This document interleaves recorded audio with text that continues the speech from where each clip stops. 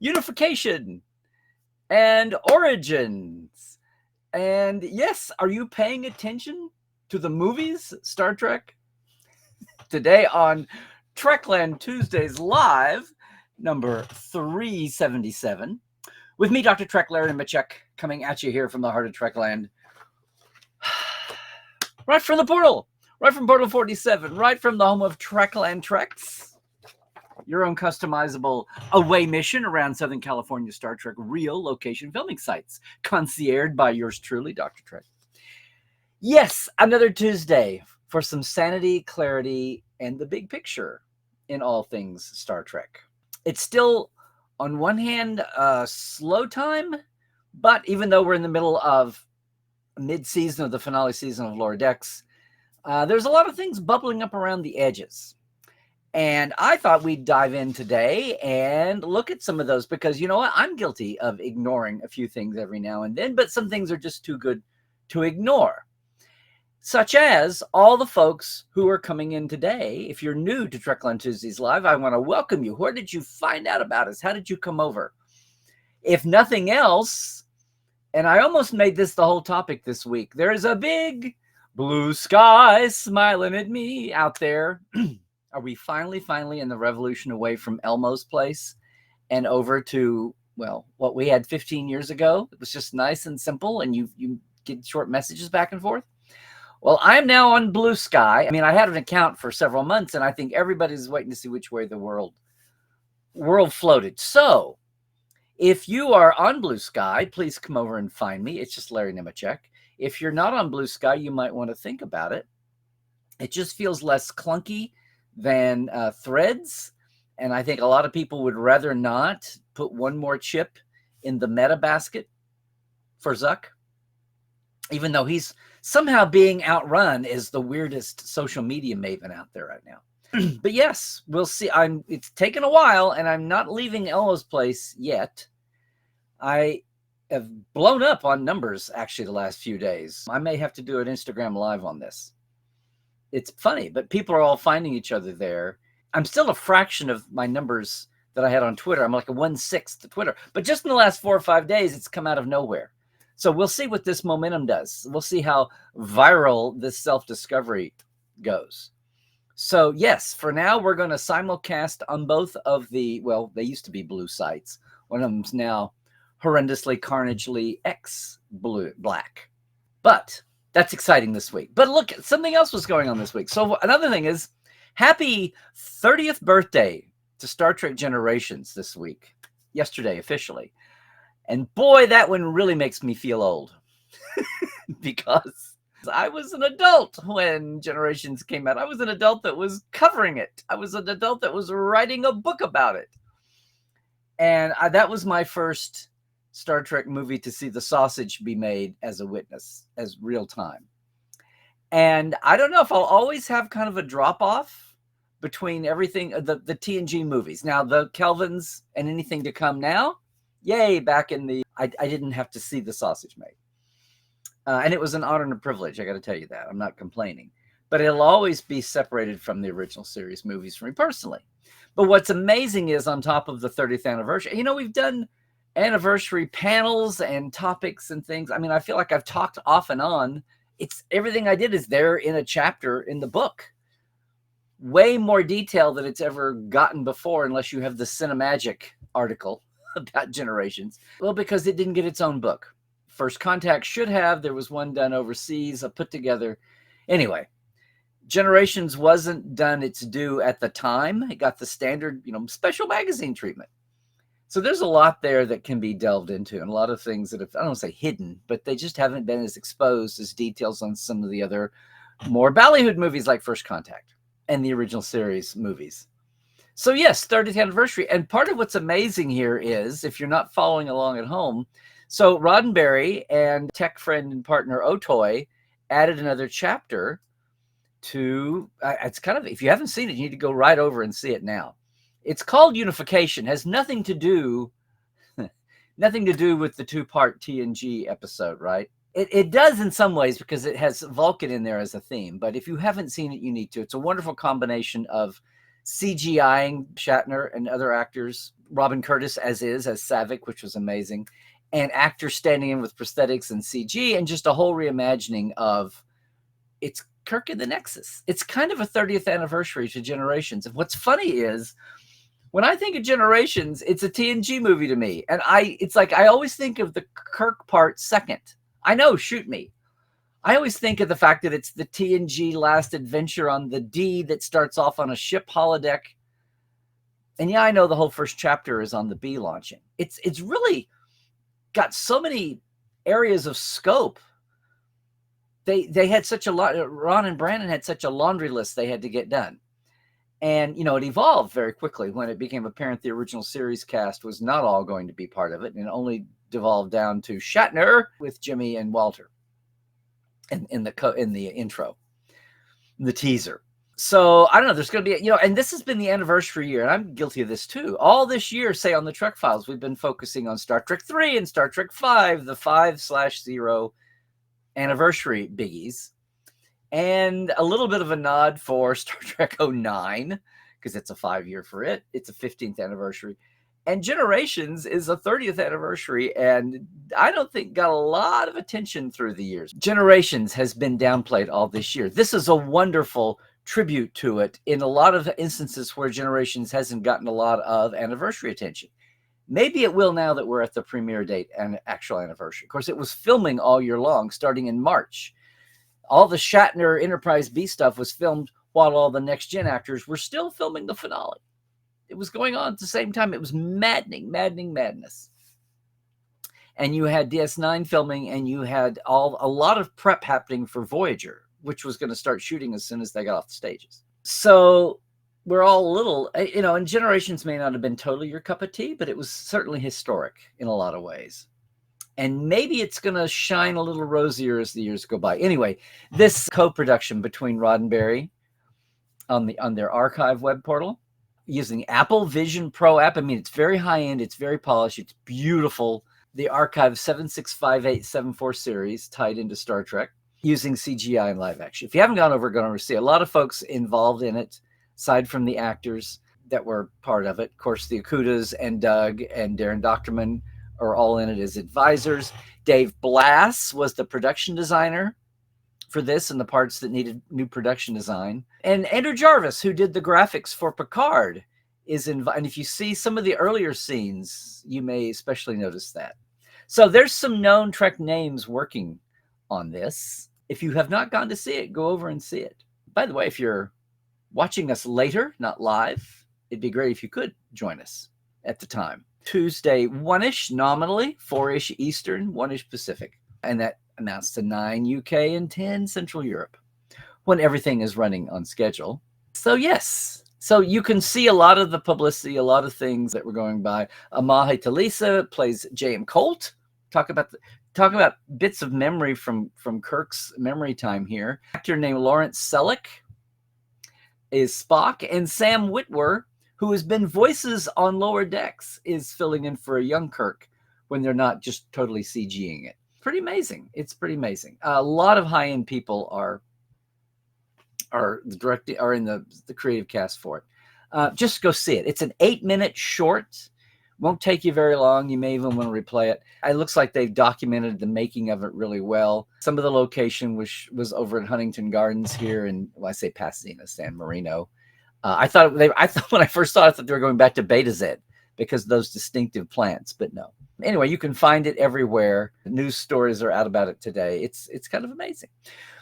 But being mindful of unification and what's possible in CG and just where the emotional touchstones lie in Star Trek made me remember, and I didn't understand this at first. I didn't get why it was happening, but for some reason we had back in the news again the idea about a Star Trek 4th movie and what was going on with that. All the news that was announced last year is back again, and I didn't understand why. About Simon Kinborn being tapped to go and lead a next batch of Disney Star Wars movies, wondering where does that leave him with with the Star Trek movie that was announced. They'd said it would be on the 2026 slate. They said it would start filming next year. They said it's going to be in pre-production soon with a writer, director, all attached.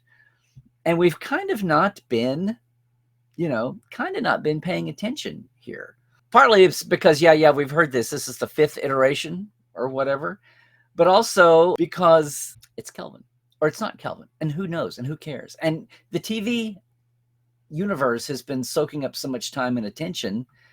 That's great. That's good. Now we're in a situation, though, where the TV is shrinking up. Small screen Star Trek is going the way of the whole streaming industry. It's not going away, but it's shrinking back. We're not up for fresh Trek. That's not the business model right now. Grab viewers with the original content has gone out the window. It was going that way before the strikes, and the strikes have certainly accelerated that. So hopefully we won't have complete droughts of no Star Trek, no plan, the way we did for 12 years there. But it certainly opened up our attention span, our bandwidth to pay attention to what else is going on. And this may actually be the best time. So yeah, some of the hoo-ha that sparked this again was the fact that Disney Lucas announcing that, yes, Simon Kinberg was going to shepherd their movie. But so what does that leave us with it? No, they're saying, no, he's going to do the Trek. He's not directing it. He's not writing. He's producing it, which is, I know, amorphous. But if he's a hand-on line producer, that's a ton of effort. He's also been lined up with finishing up and doing other projects. He's got a busy slate, and doing Trek and Wars together. Now they're saying, well, the Star Wars is on down the line, and he's got a clear way to do this. So again, Toby Haynes directing. This is the origin movie by Seth Grahame-Smith. We've talked about it before, barely. We've barely talked about it with the Portales when we're in Portal 47 mode. And the writing in Puck is saying that Star Wars is going to wait. Okay. So this is really happening? This is really happening? The other thing, even bigger than timing and schedules and names that will it happen or not, was if it happens, they keep saying it's before. Now, I know we looked at this too. Paramount Pictures Movies said, well, it's a prequel to the 09 movie. Well, that could be a hell of a lot of different things. Does that mean it's in prime? Because the Kelvin universe started in 09. So if it's literally a prequel to the earliest part, not the mainstream, is it while Kirk is a kid beyond the little short bit we got him with the stolen car? And I said at the time, this is going what didn't the studio just say it's a Prime Universe Origins things? Because I think either they didn't want to spook people or they didn't have the words. I think the turnover at Paramount has been such that nobody in marketing promotion or most people have no idea of the conceptualizing of this, or that those words would have that effect on this audience. And I said, it's going to be okay if they pick a big chunk of time. It'll be initially okay design-wise if they can find a time that's not been occupied. And all we've had earlier is just the little bit of what we had, the First Contact moment in First Contact. And then we had Archer talking about his dad, Henry Archer. We've had a little bit of First Flight with the Warp 4 warp plane, the beta. And then we've just had the launch of the Warp 5. Pre-Federation, we've only seen the years of the first big-time Earth exploration, getting the Vulcans off their backs, meeting Romulans and Andorians, Romulans without an RSVP, but finding the Andorians and Tellarites and getting to know everybody and discovering Risa and all of that in the near Earth space, right? In the baby steps. Didn't get to the Romulan War. Didn't get to the founding of the Federation. That's all quasi. And really, the first century is open. I hope we get to what are they? The Essex type ships, the Sphereheads. I hope nothing mucks that up. But we've also, if you think about it, not had anything from the time of First Contact up through we met Jonathan Archer. So all the eras of the Vulcans being paternal, oh, come on, little kid, we'll take care of you. Outgrowing that, those tensions, that's all kind of open-ended as long as they mindfully look ahead and behind. And I was nervous about it, but even in Beyond, they pigeonholed in the Makos and the Romulan War and what the setup and backstory for this could be. They actually slipped it in about as fine as they did Michael Berman into Sarek's family. It still conceptually can make sense. And you know how secretive the Vulcans are on about 92 different levels. Is that 47 times 2? So the thing that I took heart of in this recent round of rumor mongering and leaks, since no one's seen a full script yet, is they actually did say it's a prequel focusing, previously reported, that it's a prequel focusing on the early contact with aliens and formation of the Federation. Okay. But also that it will be set mostly on Earth. Yay. Because there's some nervous ninnies saying, oh, it'll be boring, no space battles. But no, that's what it would need to be. It would need to be Earth-focused and then maybe have some tangents. And people wondering about how this would fit, there's plenty of room for it to fit. But still, we're going to be hearing these names. We haven't been paying a lot of attention. I'm still fumbling around with them, obviously. But yeah, Simon Kinberg is not leaving Trek to go do Star Wars. He's sticking with it. That's a hopeful sign. And as much chaos and turnover at Paramount and at the media at large, this is a good thing. This is a good thing, Mary. He executive produced Deadpool and Wolverine, by the way. And he's attached to some things, these redos of Logan's Run and The Running Man. But there we go. And also some wags and cynics have said, well, if Disney Lucas holds to their track record, maybe the whole Star Wars project down the line goes away anyway. So we'll see. We'll see. But yeah. And then meanwhile, the Star Trek IV Kelvin movie is apparently still a thing for one last time to send them off. Now that the kids have grown up, it'll be 10 years. So yeah. So Star Trek Origins, this prequel movie, this Origins movie. I hate prequel because it presupposes that something. It's all for point of view in the timeline, or all for our timeline. It's all point of view for our perspective. It's not a judgment call. It's not the original is better and this is the next. It's not a judgment. It's just an organizing in our memory time. So I'm really hopeful for Origins. I'm gonna hope. I'm always nervous when movies have a different creative team than TV, and it comes and goes, and there's no continuity. People come in for one thing, it's either a splash hit, or it's a bomb, or it's meh in the middle, and then maybe some of those people leave, some new people come in, and every 2 or 3 years, that's what happens. Now, when you're spinning movies out of a TV show, the way, say, the Berman movies were, then you've got confidence on the creatives behind the camera who are coming over. A lot of them who are killing themselves because they're working so much, especially the ones who were at the time working on two series. And, we've got folks like that now if they're in Toronto. Now, depending on where a Kurtzman TV crude movie would be, in Toronto, and I'm not talking about Section 31 and small screen movies. I'm talking about theatrical release movies. Do we get to there? No, this is in place now. And just think, we've got Simon Kinberg is here, but we have even yet to see the Ellison and the Skydance people come and invade. That their influence, do they kick everything existing out? I'm hopeful they're having meetings where there's not one more round of this, and this is all we got to get to. But hopefully this is going to have a soft landing, and some people are actually like, right, hopefully the transition team goes a little bit smoother than the last one did. I'm crossing metaphors. So yes, as our bandwidth for TV, as our attention span has more holes, more spare time, we're going to be following what's going on with the movie. It's suddenly a nervous Nelly here. Now as long as it was the Kelvin, who cared? I mean, you can care, but as far as affecting Prime and botching things by people who are a little ham-handed or just didn't know, and nobody bothered to put, can you please know a little bit about Star Trek already, in the job description. We will see what happens with this. I'm just heartened that it's in an area that has not been explored, that whatever the visuals look like, we can explain it away a little bit, especially since the earlier back in Star Trek time we go, the later the production.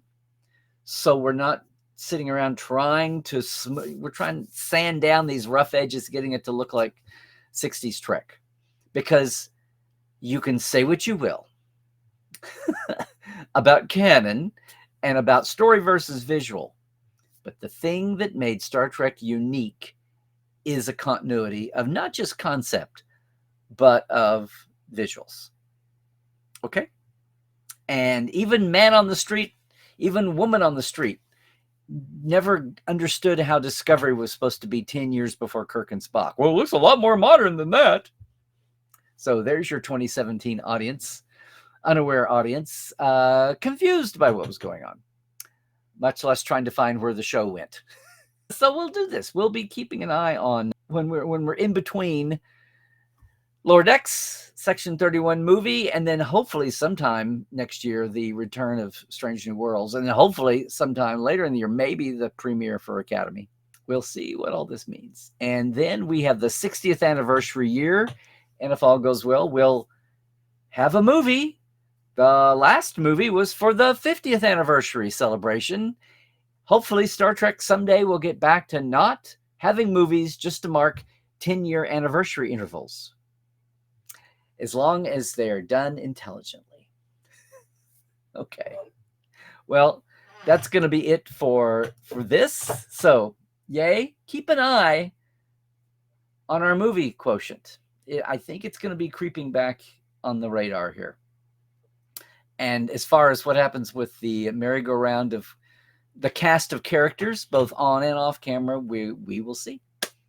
We will see. Meanwhile, 4 more episodes. 5 more. I saw 506. It's fun. So Lower Decks, we've got 5 more episodes, and then who knows what happens with the Lower Decks world. And then it's on to Section 31. So while we're waiting, while we're watching, while we're enjoying this hopefully decent winter weather this year, just a quick reminder that it would be a great time to come to LA, having set up a Trekland Treks day tour with me for 4 film sites, real life film sites of the Treks that were shot here in LA, which is everything prior to Discovery of the series, except for Picard. Picard, we've got the sites hemmed down. If you want to go there, we can do that. And I'd be happy to escort you around. No, we've got all of that. I've also, of course, got to thank, yay, I'm updated.